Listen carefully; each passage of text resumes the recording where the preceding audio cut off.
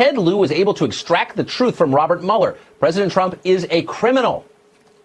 Except not. A few hours later, Mueller backtracked and clarified that he had not called the president a criminal. Watch.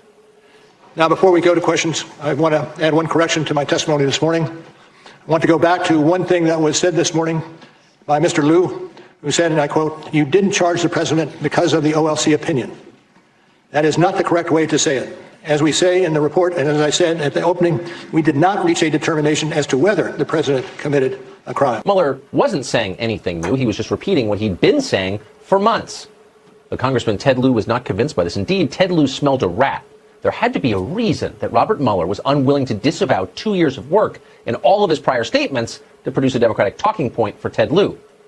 What could the reason be? Ted Lieu had a pretty good idea. Clearly, the Russians had gotten to Mueller, too.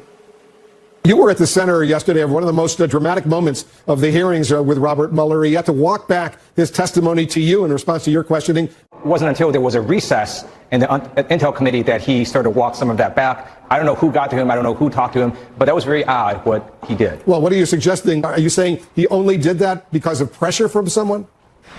I don't know. But he clearly answered the way he answered to me. And then he had numerous times to walk that back. So I don't really understand what happened. Now, to be clear, and this is a diagnosis, this is how crazy people talk. Tinfoil Ted is a nutcake. He's like your cousin who's convinced the moon landing was faked on a soundstage. Ted Lieu thinks he's got secret knowledge that explains everything. How'd the Russians get to Robert Mueller? Was it a cash bribe in rubles? Could it have been brainwashing? Are they holding some of his kids hostage in Lubyanka prison?